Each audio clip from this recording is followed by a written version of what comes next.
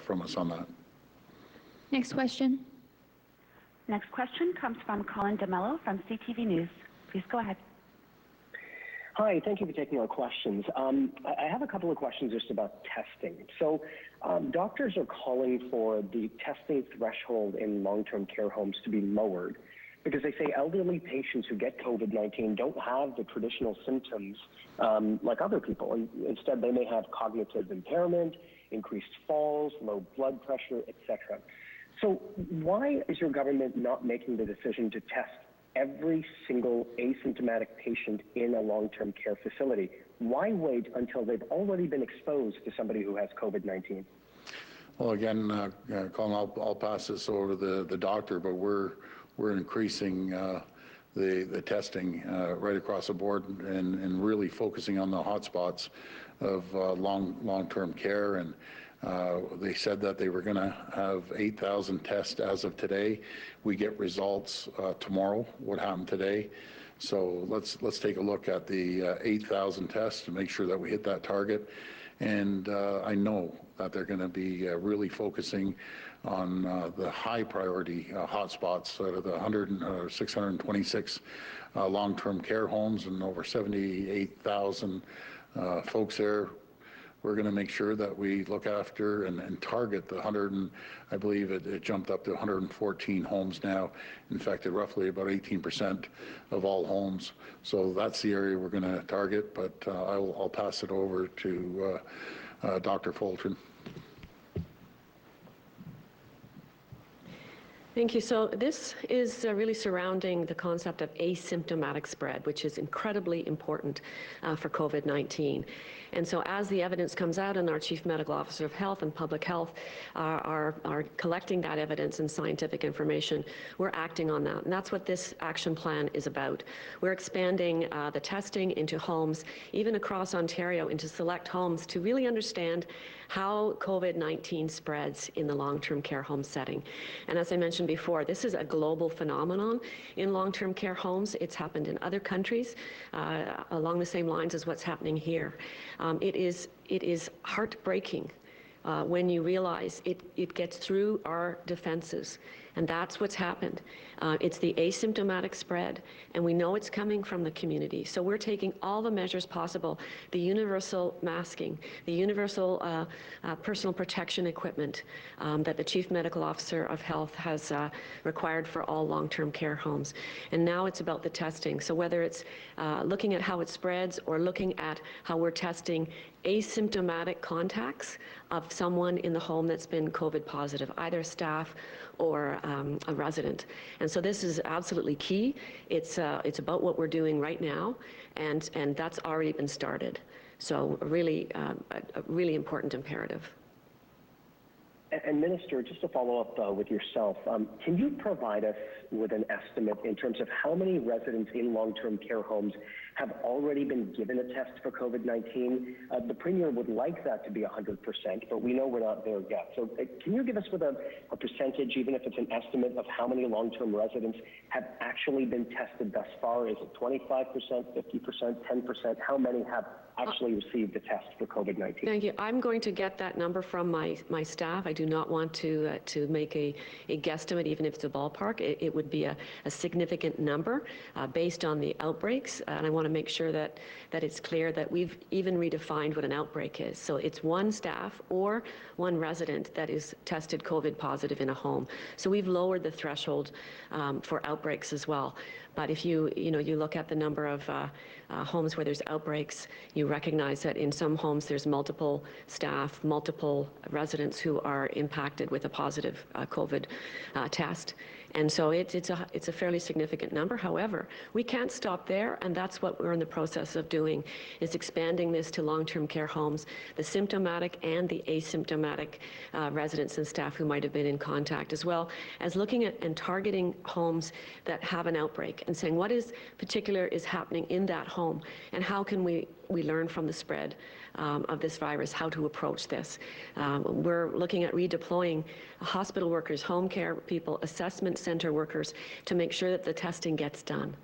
And so it's about redeploying some of the processes we've already put in place, but we need to do more, and that's clear, and that's what we're doing. Next question. Next question comes from Cynthia Milliken from City TV. Please go ahead. Hello, this question is for Premier Ford. Hello, Premier.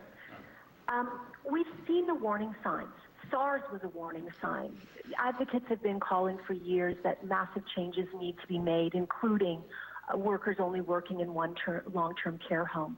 Will you commit to taking a look at the entire long-term care system and overhauling it when all of this is done? Well, I think we have to. And, you know, when these tragedies, and it's a tragedy that's been happening, not just here, but around the world, there's spots that you see there's cracks. And you've heard, I've come up here and been very public about some of the cracks and the holes in the system.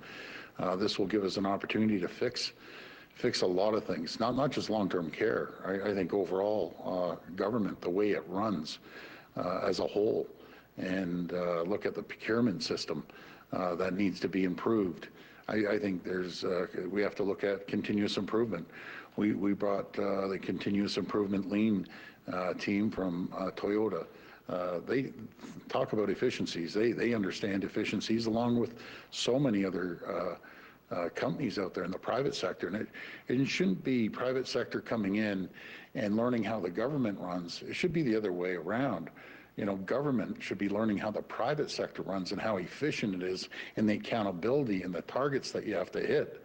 So we need to fix the government. That's why I was elected to come down here. But until, and it's unfortunate, until crisis has happened, not just in Ontario government, across the world and in major companies too, that when we get hit with these crises, you wake up real quick and see where the gapping holes are and the cracks in the system. This is an opportunity for everyone across Canada and any government to fix their system. And there's a lot to be fixed down here, I can promise you that, and we will fix it, and for the betterment of every Ontarian resident. Thank you. My next question, it's not just long-term care homes that have had many workers working in multiple ones. I'm told home care workers are also in the same position. One family has an elderly mother being cared for, and different workers are coming in every day. And they're asking for the same worker, but they're being told that's not possible. Do you see this as another crack in the system and a major flaw that needs to be addressed right now? Well, as long as we have the staff and up-and-coming staff, people that are graduating from our colleges and universities, that we can put them in a system that works better. Cynthia, when my mom was ill a couple of months ago, we saw the same thing. They're phenomenal people, by the way. These people that are taking care of people at home. We saw almost a different person every single day.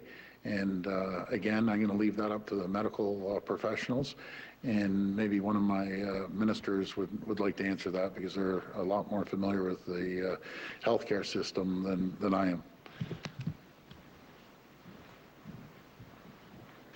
Well, there are situations in home care, also people working in retirement homes, working in congregate care settings. But I think with home and community care, that's one of the things that we hear most from Ontarians about, is the fact that when you have someone coming into a person's home to help their parent usually, and you're helping with things like bathing and dressing and so on, that's something where you really want to feel comfortable with the person that's coming in. You don't want a different person coming in every day. That is something that we have been working on, but we will continue to need to work on post-COVID-19, because that is something that is really important for the comfort, but also for the safety of the people who require home care. Next question. Next question comes from Travis Danraj at Global News. Please go ahead. Hi there, Premier. Good afternoon. You came to the podium last week and you were extremely frustrated. You were pretty clear when you said you didn't want to see any more excuses and you wanted to see 13,000 tests a day. And a few hours later, Dr. Williams walked back those expectations. We're not seeing anywhere near 13,000 tests a day right now. So I'm just wondering if that statement was realistic, and how do you reconcile what you were setting as goals and then what Dr. Williams is saying, walking things back? I have to listen to the Chief Medical Officer of Health, he's a separate entity than the government per se, even though we all work under the same roof. And yes, I do want to see as many people tested. They promised me it was going to happen. They gave us a guideline, 8,000. We're going to see those numbers tomorrow, 8,000. I hope we see those numbers, 8,000 tomorrow. And then later in the month, they said we'd ramp it up to, I believe it was 14,000 by the 25th of April. So I want to see the numbers. Numbers don't lie. I'm a numbers guy. I want to see measurements and see exactly not only just the 8,000, who were the 8,000 that were tested. And as we move forward, we have the we'll hit the 14,000 target, and just continuously test, especially in the long-term care and other seniors' homes too. We're pretty lucky, but we can't ignore the seniors' residents.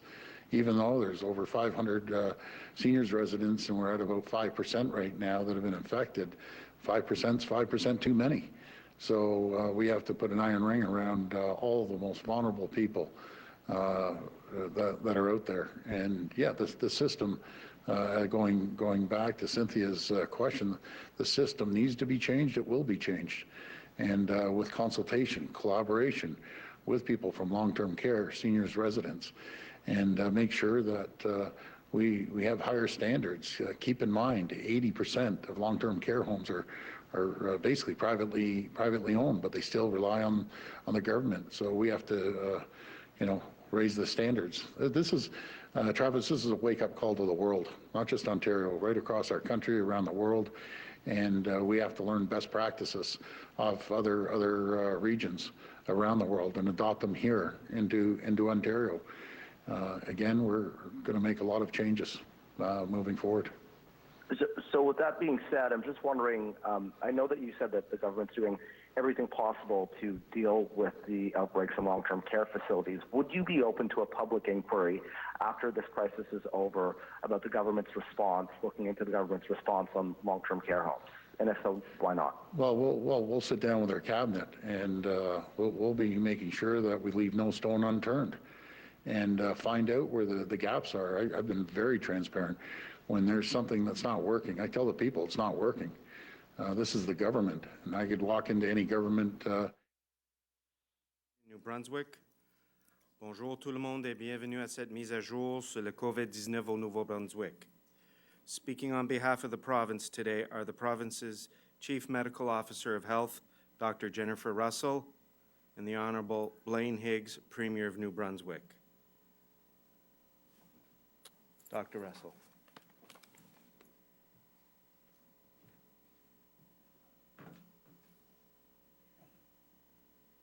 Thank you, Bruce.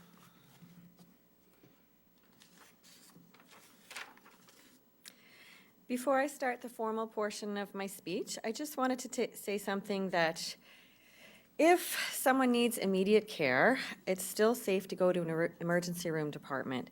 Our hospitals have taken precautions to keep people suspected of having COVID-19 outside the emergency rooms by setting up off-site assessment sites or in other parts of the hospital. So I don't want anybody to stay away from the emergency department if they absolutely need to go. Avant de commencer la partie formelle de mon discours, je tiens juste à dire que si quelqu'un a besoin de soins immédiats, il est toujours sûr de se rendre à un service d'urgence. Nos hôpitaux ont pris des précautions pour garder les personnes qui pourraient avoir le COVID-19 en dehors des salles d'urgence en mettant en place des sites d'évaluation hors site ou dans d'autres secteurs de l'hôpital. Good afternoon, everyone. Je sens à quel point les citoyens du Nouveau-Brunswick sont emballés par la possibilité de pouvoir bientôt revenir à la normale. Tout le monde veut savoir quand nous pourrons recommencer à vivre comme avant, c'est-à-dire quand nous pourrons, sans y penser deux fois, faire du lèche-vitrine dans les magasins, rendre visite à un parent âgé ou prendre un café avec un ami. Je vous promets que la vie reprendra bientôt son cours normal, mais ça ne serait pas un normal comme nous le sachons maintenant. Nous ne sommes cependant pas encore arrivés à ce point et beaucoup s'imaginent à quoi ressemblera notre vie le mois prochain, cet été ou cet automne. Il y a du monde qui me demande toujours quand est-ce qu'on saura. Mais toutefois, bon nombre de Néo-Brunswickois n'ont pas le luxe de réfléchir si loin dans l'avenir. Ils ne peuvent penser qu'à la prochaine journée, qu'au prochain quart de travail ou qu'au prochain client ou patient. Je parle évidemment de nos travailleurs de la santé de première ligne. Mais je ne parle pas seulement des médecins et des infirmières, bien qu'ils accomplissent un travail essentiel dans le cadre de cette pandémie. I sense how excited New Brunswickers are at the prospect of getting back to normal, and everyone wants to know when things will go back to the way they were, when you can go browse in a store casually, visit an elderly relative, or just have a coffee with a friend without giving it a second thought.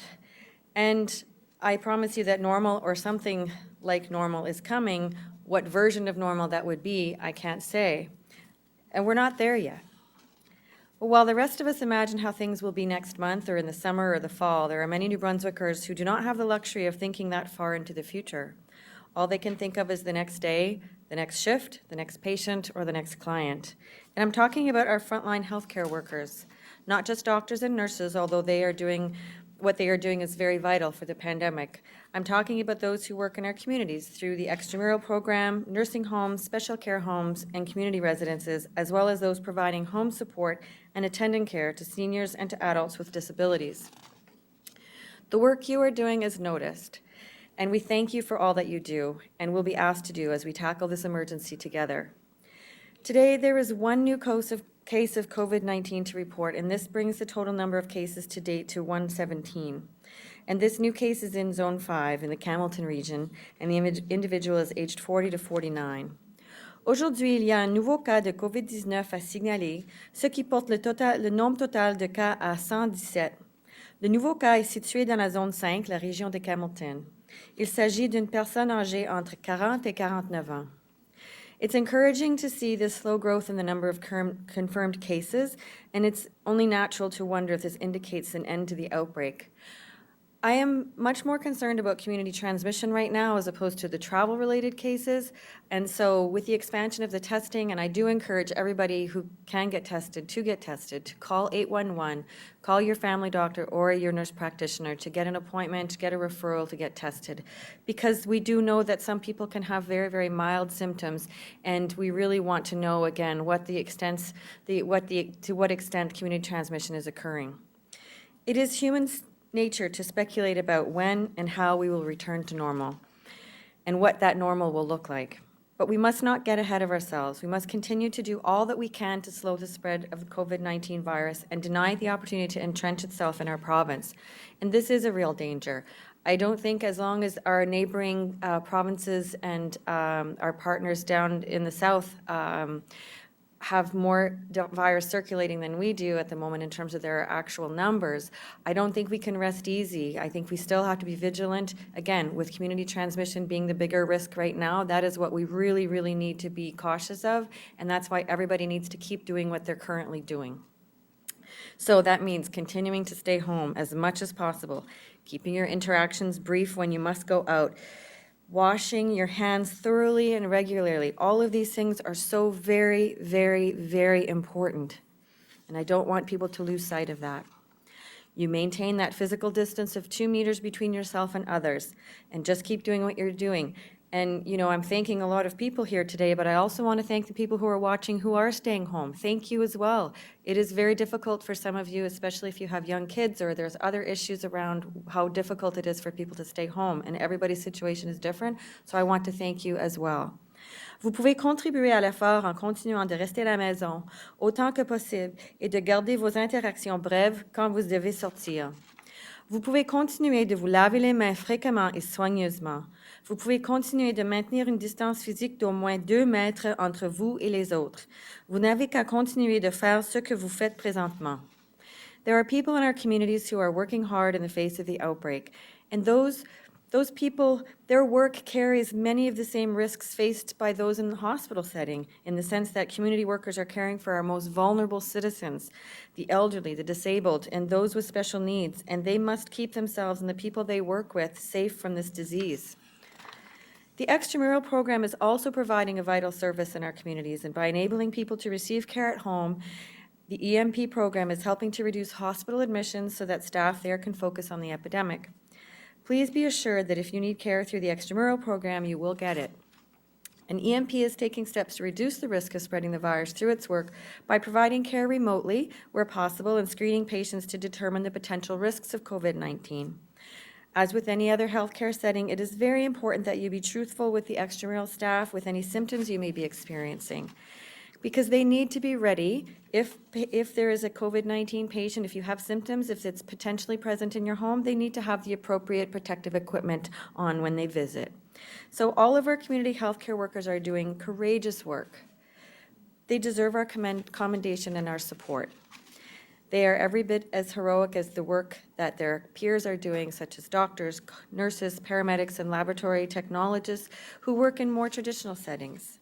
Le personnel du programme extramural prend des mesures pour réduire le risque de propagation du virus dans l'exercice de ses tâches en fournissant des soins à distance dans la mesure du possible et en effectuant des vérifications auprès des patients pour déterminer s'ils sont à risque d'avoir contracté le COVID-19.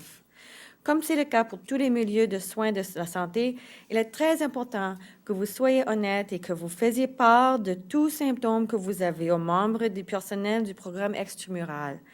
Ils doivent être prêts à la présence possible de la COVID-19 dans votre maison et porter l'équipement approprié lorsque vous rendez visite.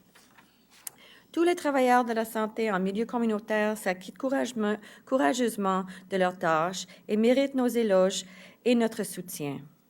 Ils effectuent un travail tout aussi héroïque que celui qu'effectuent les médecins, les infirmières, les travailleurs paramédicaux et les technologues de laboratoire dans les milieux plus traditionnels. Our gratitude to all these heroes is boundless. We can best repay them by making their jobs a little bit easier by continuing in our efforts to reduce the spread of this virus.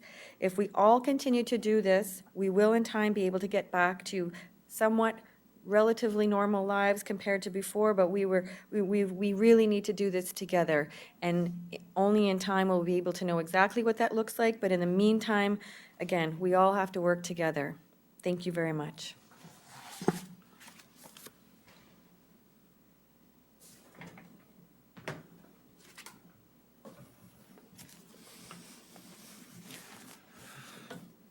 Good afternoon. Bonjour. Throughout this time, I've been increasingly impressed with how everyone has stepped up to meet the unique challenges associated with COVID-19, including New Brunswick businesses.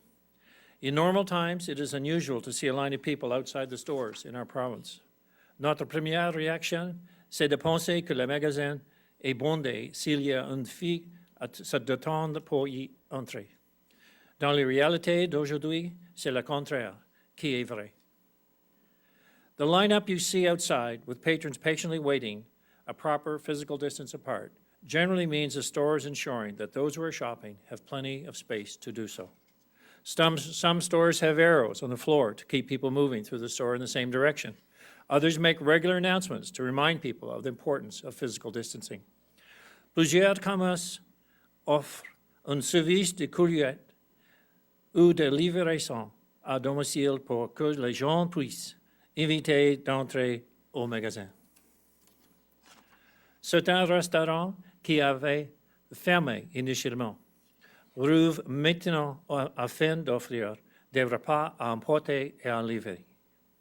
Some stores that have had closed are now offering virtual tours of their location and curbside pickup so people can purchase the items they need. Business owners across the province are finding ways to keep their customers and staff safe, while enabling them to continue to operate.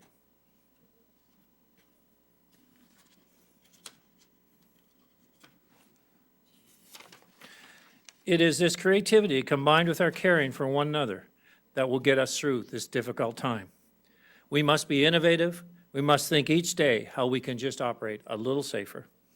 I encourage you to support these businesses, to be patient when you have to go to a lineup or to get inside, to thank the staff for their hard work and their continued dedication. N'oubliez pas qu'ils sont inquiets pour leur propre sécurité, ainsi que pour la sécurité de leurs êtres chers, et pourtant, ils sont là jour après jour pour veiller à ce que vous puissiez acheter les actes dont vous avez besoin. New Brunswick businesses aren't just helping on a local level. Some are making a difference on a national level as well. For example, BioOriginal, a division of New Brunswick's Cook family of companies, has been approved to produce 3 different kinds of sanitizing products, including hand, surface, and workplace sanitizers. BioOriginal collabore de près avec la Université de Saskatchewan pour développer le produit désinfectant qui sera disponible sous le nom Biotide. It certainly isn't business as usual, but I applaud everyone who's doing their part, often going above and beyond to make this work. It hasn't been business as usual with government either.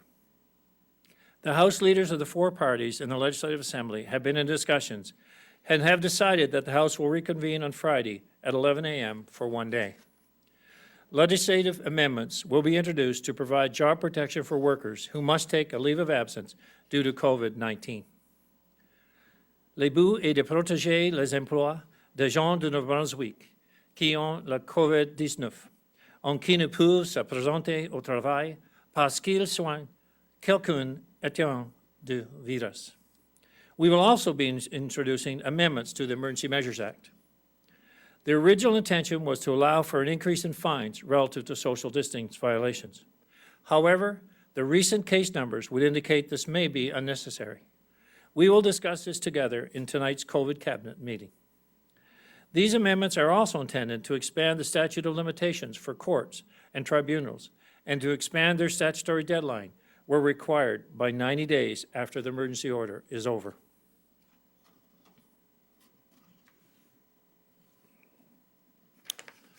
Since the closure of the child care facilities, the Department of Education and Early Childhood Development has received nearly 3,000 requests for emergency child care and has closed 2,496 cases, including placing more than 1,000 children in emergency early learning and child care facilities.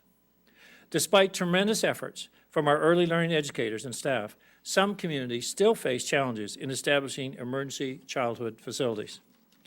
That is why government has proposed legislative amendments to the Emergency Measures Act that will enable the Department of Education and Early Childhood Development to establish emergency child care facilities in New Brunswick. This allows for the department to draw on its resources, such as school facilities, to ensure our frontline emergency workers have the child care they require to continue to provide essential services.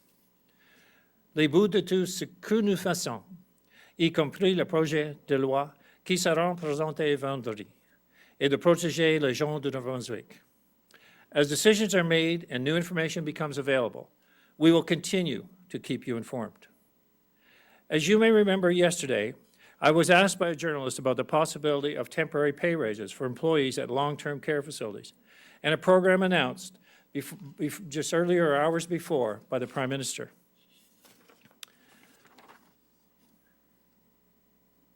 I want to be clear. At no time did I say I wasn't interested, as the ensuing headline suggested. The federal government has announced a program that will supplement the salaries of essential workers who earn less than $2,500 a month. We have not received a lot of detail on how this program would work or how many, if any, New Brunswick workers will qualify. For example, in our nursing homes, our full-time employees earn much more than this threshold. We are aware that some provinces, due to inequities between private and public nursing home workers, have decided to implement this measure. In addition to healthcare workers, we have a number of essential workers who are involved in the fight against COVID-19. We believe that our frontline workers deserve all the support they can get. We need more details on this program before making any decisions. However, I am most interested in any federal funding that could be available to these essential workers. I look forward to speaking with the other premiers as well as the Prime Minister and the Deputy Prime Minister to learn more about this program. We have been so fortunate that in New Brunswick, our dedicated special home workers, our home support workers, and our personal support workers have shown unparalleled dedication to their jobs and to our seniors. They are providing valuable continued service. Our positive results in terms of COVID cases being lower than other jurisdictions in these critical areas are directly related to the quality of care and the dedication of the individuals that are protecting our seniors. Though New Brunswick has been doing well overall at slowing the spread of this virus, we must continue to be vigilant. On the flood side, the water levels rose between Fredericton and Gagetown today, but if things go as forecasted, they should start to go down in the coming days. Nous savons que les gens seront tentés d'aller jeter un coup d'œil au cours d'eau pour voir la hauteur des niveaux l'eau. Le tourisme d'inondation n'est jamais une bonne idée. C'est particulièrement vrai alors que nous travaillons à ralentir la propagation de la COVID-19. I ask that you continue to obey the directives of public health. Together, we will not only get through this, but we will find ourselves opening up to get a more normal way of life sooner, not later. Thank you very much. Merci. Merci, Monsieur le Premier ministre et Dr. Jennifer Russell. Nous allons maintenant procéder aux questions des journalistes. Vous avez le droit de poser vos questions dans la langue de votre choix. Chaque journaliste aura une question. Thank you, Dr. Russell and Premier Higgs. We will now proceed with questions from the media. Each reporter will have one question, and you will have the right to pose your question in the language of your choice. Clara Pasieka, Times and Transcript. Hello, this question is for the Premier, though perhaps you can ask Dr. Russell to elaborate if you can't answer fulsomely. Premier, disability advocates here in New Brunswick have heard about draft directives in Ontario relating to persons with physical or intellectual disabilities, indicating they may be deprioritized from receiving treatment if they contract the virus. Will the province of New Brunswick be exploring similar deprioritizing directives, or will New Brunswickers with disabilities receive full treatment if they contract the virus? I am surprised that's even a question. I mean, certainly any individual, any citizen of this province, regardless of any disability, will receive the same level of care in all cases. Thank you. Clara, do you have a follow-up question? Can Dr. Russell expand on anything that's being done to communicate these types of messages to those with disabilities?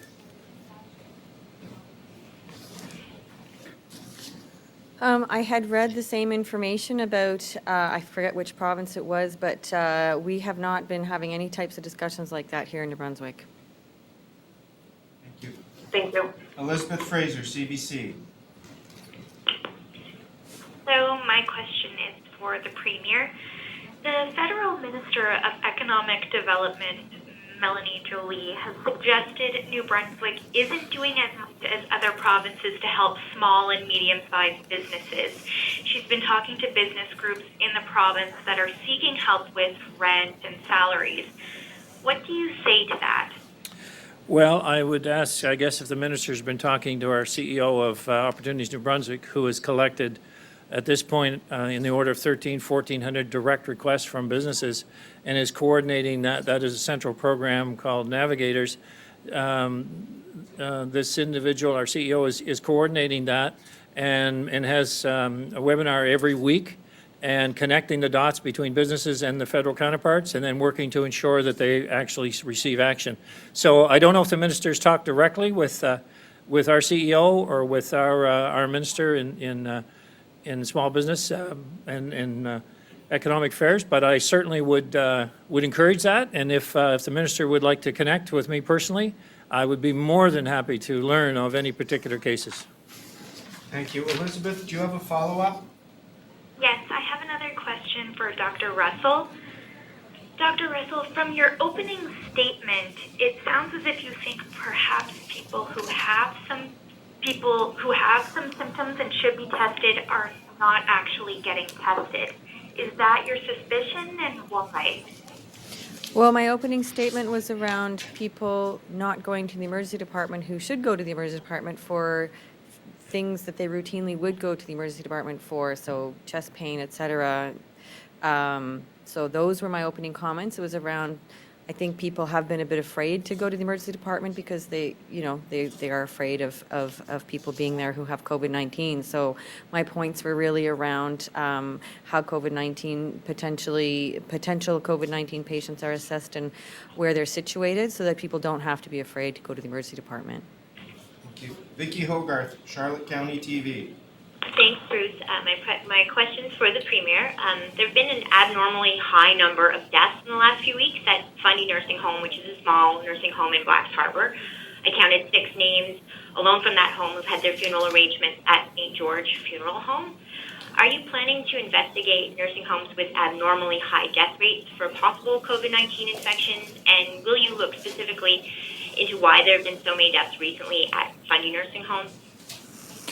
Well, certainly I'm not aware of that situation at the Fundy Nursing Home at all, and I'm not aware of any particular issues around other nursing homes in relation to COVID-19. But given your question, we will certainly investigate and understand I guess the reality of this case and if it's related at all to any particular COVID-19 issue. Thank you. Vicki, do you have a follow-up? Yes, thank you. It's also for the Premier. I called the funeral home in St. George that is taking care of funerals for residents of Fundy Nursing Home in the past few weeks, and they said, well, they're not necessarily given specifics about the cause of death. Inability to thrive is often cited as a more general cause, which could mean it's related to loneliness and maybe just giving up. Do you know if deaths in nursing homes are significantly higher than usual across the province? And don't all of these deaths warrant investigating for cause, even if it's just that people are giving up? You want to speak to that? I don't have any knowledge around any increased numbers of deaths, but I do know that if there is a suspicion that a death is related to COVID-19, there is a way to test for that. And any of the situations that I have heard about where somebody was suspicious that a death could have been related to COVID-19 and they were tested, the tests came back negative. Thank you. Andrew Waugh, Telegraph-Journal. Hi. I'm not sure really who this question is for. I sent a request yesterday asking for specific numbers on how many test kits New Brunswick currently has. So maybe somebody could give me an update with a number on that, please.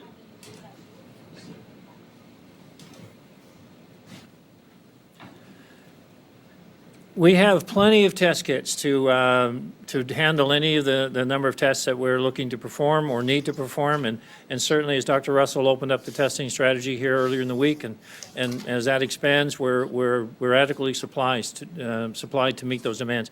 So I think that rather than get into the number of test kits that we have and doing that inventory count every day, I want to be in a position that we can report that we have adequate supplies. And supplies are not restricting our ability to provide maximum health care and testing that we need to do as it's decided to be done. Andrew, do you have a follow-up? Yes, I do. Thanks, Bruce. Again, to the Premier. Premier, 2 Liberal MLAs, Andrew Harvey and Roger Melanson, have just issued a press release calling for a blueprint for an economic recovery in New Brunswick. Do we have a blueprint on how this is going to work, or is this situation just still unfolding? Well, it's interesting.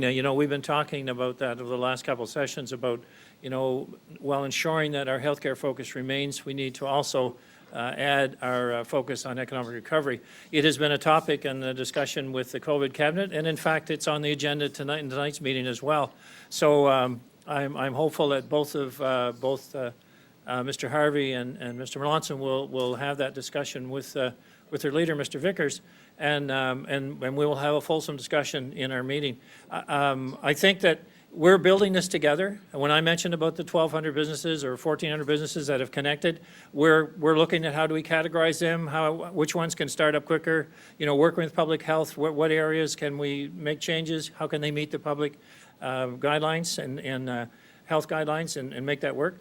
But I think more importantly, too, or as importantly, is that, we have been working very well together as different political parties and having great discussions about next steps.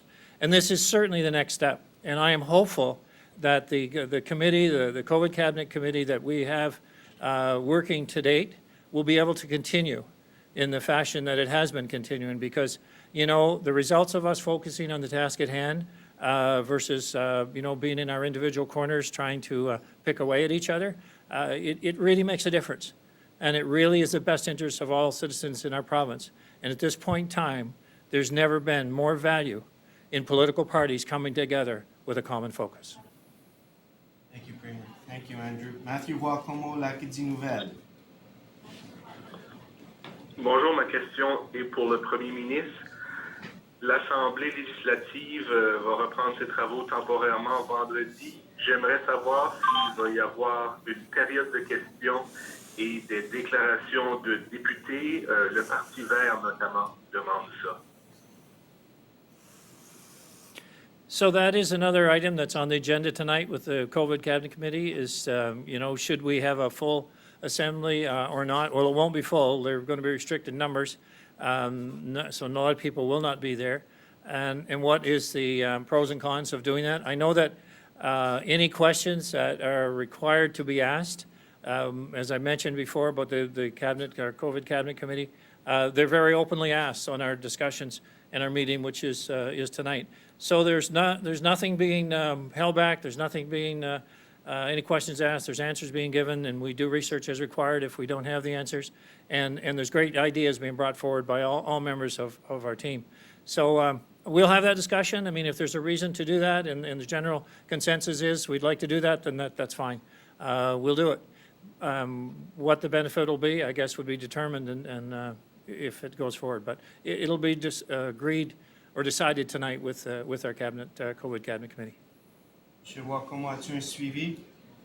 Oui, merci. Cette question-ci est pour Dr. Russell. Vous avez parlé d'un retour à une certaine normale à un moment donné.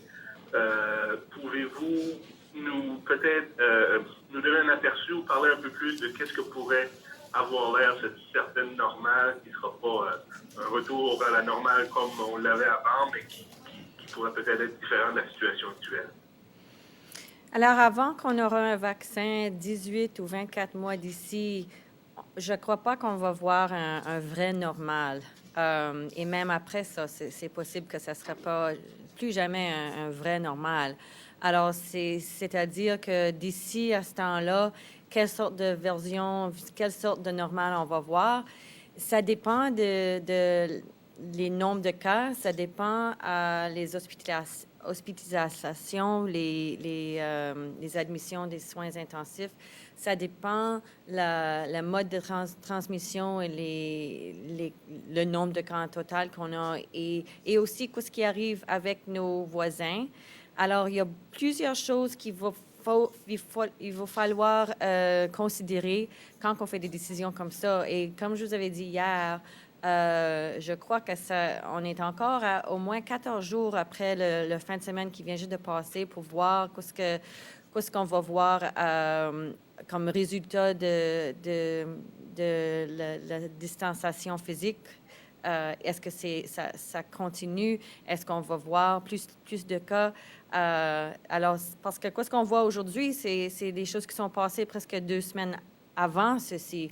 Parce que la transmission, l'incubation, c'est 14 jours.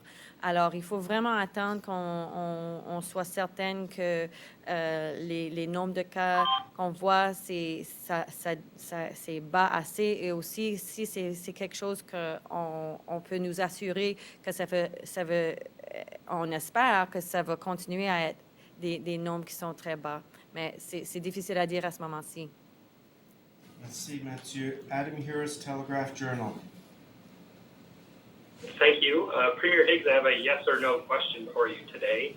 Opposition parties in New Brunswick are lining up to say the province's long-term care workers deserve a pay raise amid the stress of the fight against the global pandemic.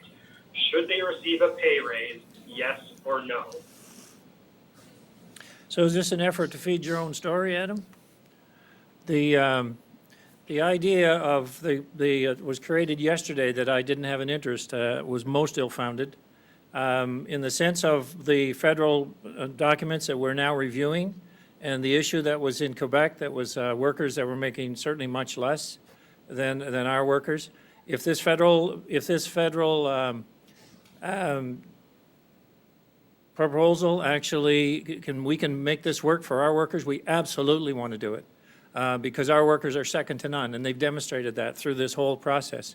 So I am certainly very interested to ensure that our workers can maintain, not only maintain standards, but be able to receive every possible benefit that is available to them, certainly in the demonstration of the great work they've been doing. Adam, do you have a follow-up question? Yes, I do. Prime Minister Trudeau says he's working with the provinces to boost wages for workers who make under that $2,500 mark, specifically those in long-term care facilities. Will you participate if the province has to pay out any part of that top end? We will participate. In fact, I'm disappointed that the threshold is so low.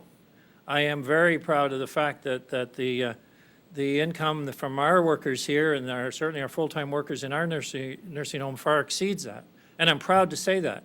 And I'm proud to say that what I've seen in other provinces is really certainly an issue that I don't want to be in the same position here. And so we will continue to ensure that the benefits and the compensation that our workers receive here are certainly second to none, but being certainly fair and equitable and in recognition of the great work that they do. And if we have programs that require participation from the province, we'll certainly look at those because we want to ensure that we're being fair with all the workers. Thank you, Mr. Harris. Silas Brown, Global TV. Hi, Premier. I'm hoping you could provide us some details on the legislation that's coming forward on Friday, particularly surrounding the amendment to the EMO Act that would allow for the creation of emergency child care centers. What exactly does that look like? And is that run through education, I think you mentioned, or is that run through it is. How exactly is that supposed to operate? It is through education. We're going to go through the details tonight in our cabinet committee. But the idea is to be able to use our facilities resources so that we can actually provide daycare facilities to ensure that all essential workers have that ability in the area of which they're working or the area of which they live. So it's just opening up what would be, let's say, not the normal functionality of our facilities and maybe our resources in the education system, and allowing us just more flexibility. Thank you. Silas, do you have a follow-up question?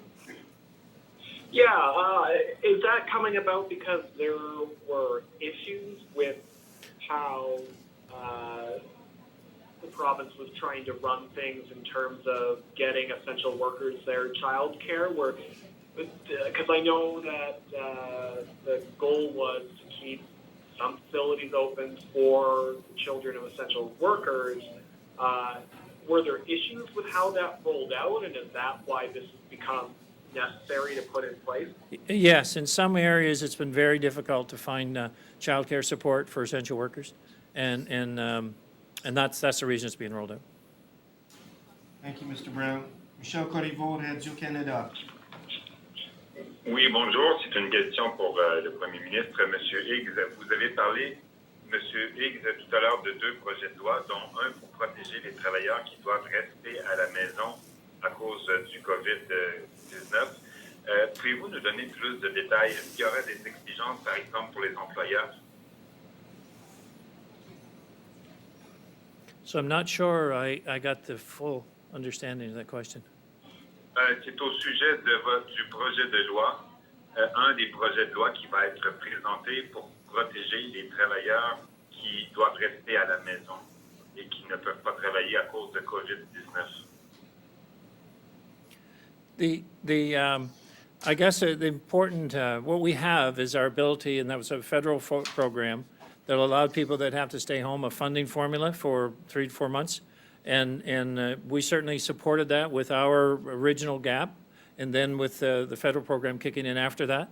There's also different programs we're looking at, which I just talked about in terms of the daycare, in relation to having support for essential workers so they are able to go to work and their kids are being looked after in a proper facility, and so they don't have to worry about that, because there's people that are currently able to go to work but don't have appropriate childcare. So I think we're working on both fronts here to assist essential workers. Thank you. Merci. Michel, as-tu un suivi? Oui, bien sûr, merci. Monsieur le Premier ministre, vous avez évoqué tout à l'heure le retour à l'Assemblée vendredi et 2 projets de loi, je crois, qui seront présentés. Pouvez-vous nous parler de ces projets de loi, de ce qui sera présenté vendredi à l'Assemblée législative? Well, currently, the education one, which we spoke of just previously, there was one in terms of furlough. It's given an extension there for longer protection for people that are off on furlough because of the COVID-19 issue, so that they'll have a job to go back to. Also, there's the one where we did have increased fines and penalties, but I mentioned in my address this morning that we were looking at possibly changing that, but I would review that with the Cabinet Committee tonight, and then that decision would be made after that meeting, whether that'll come forward or not. Merci, M. Corriveau. Colin McPhail, CBC. Thank you. This question is for the Premier. As you consider reopening some non-essential businesses, you've said workplace will have to follow health guidelines, but I'm curious about the consumer perspective. How do you safely bring consumers back, and how does that play into which businesses reopen? Well, obviously, it's a major consideration and the factor, but we need and recognize that, and I said this yesterday in terms of as the weather gets warmer and we get into May, people need to have some degree of freedom that is showing, we're kind of on the recovery mode. And that is from anywhere from being able to go back to your workplace because the workplace is meeting the public health requirements, whether more retail facilities can open because they too can meet the public requirements so people can move about more freely. But it's also hinged on where we are over the coming 2 weeks in our numbers. I mean, if our numbers continue the way they are, then we'll be looking to public health to say, okay, what can we do next? And we're working together to decide that. But I think there's a lot of things we will be able to do coming forward, but it depends on the success of the next couple of weeks in terms of our caseload and what we're finding throughout the communities. But it also depends on our ability in the process to follow the guidelines that are currently in place so that we don't see any resurgence, so that we don't, expose anyone unnecessarily. And we do this in a very methodical way, so once we move our way up, we don't find ourselves regressing in, a month or two from now. Thank you. Colin, do you have a follow-up? I do, thank you. Again, for the Premier, on similar to the question I just asked, but from the perspective of employees, many business owners are anxious to reopen or scale up or return to some form of normalcy. But what voice will the employees and or unions have in this decision? So certainly we're anxious. I think everyone's anxious to get back to a normal or a new normal, as we call it. But in the workplace, we have a system today that rules on safety issues.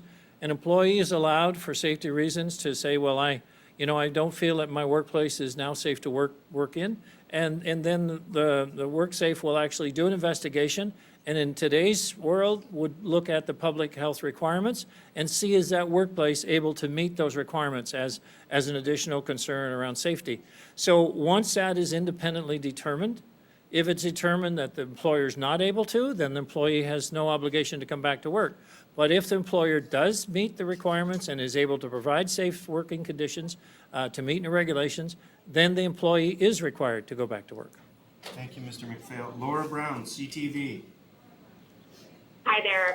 Dr. Russell, I'm wondering if you can repeat in English what you had said to Mathieu Roy-Comeau's question about this idea of this could become new normal for the foreseeable future, and we may never see see what we saw prior to this as being normal? Thank you for that question, Laura. I was actually sitting there thinking about how I answered it, and I actually wanted a chance to answer it again because I think there are some details that weren't completely clear. And so what I said in French was around the fact that, you know, until we get a vaccine 18 to 24 months from now, I don't see things ever going completely back to normal.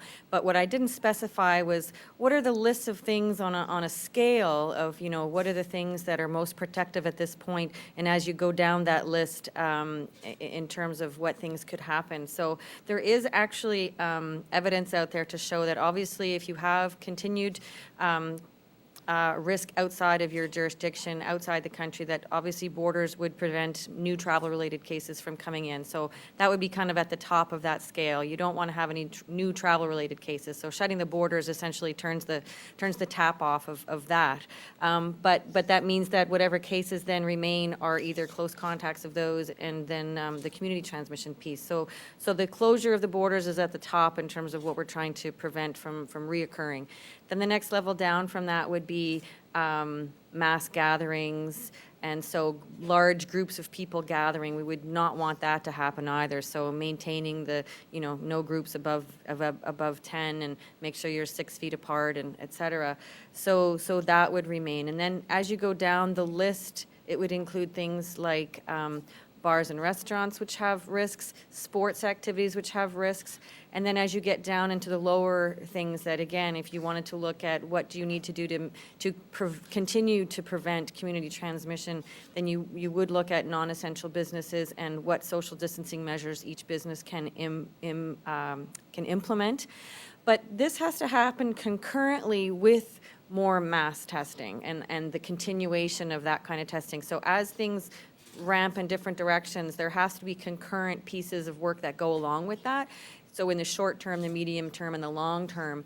And throughout that entire process of looking at which measures to relax and which measures to keep in place, obviously staying below the threshold of what the hospital capacities are able to deal with in terms of hospitalization rates and ICU admission rates, those are pieces of information that will continually play a role in helping us make those decisions. And so throughout this entire time, as we speak about these issues, continuing the social distancing, remaining 6 feet apart, you know, those are things that will continue for a very long time. Wearing a protective mask for yourself to prevent transmission, asymptomatic or pre-symptomatic transmission from yourself to others.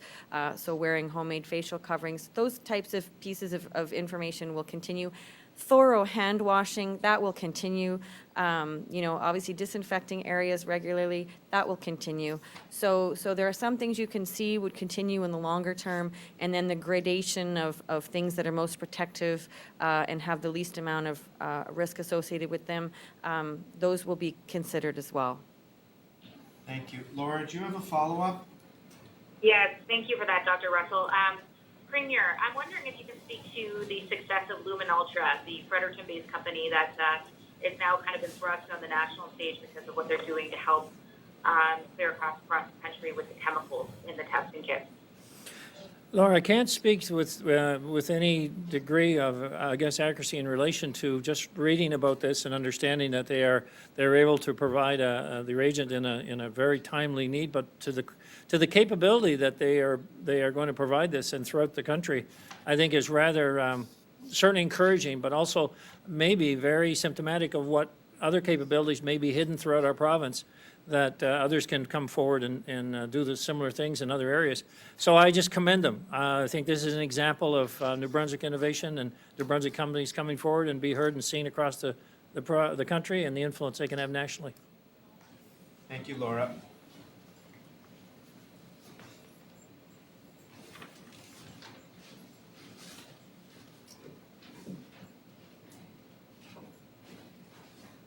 Voilà la fin de notre mise à jour. Merci beaucoup. That concludes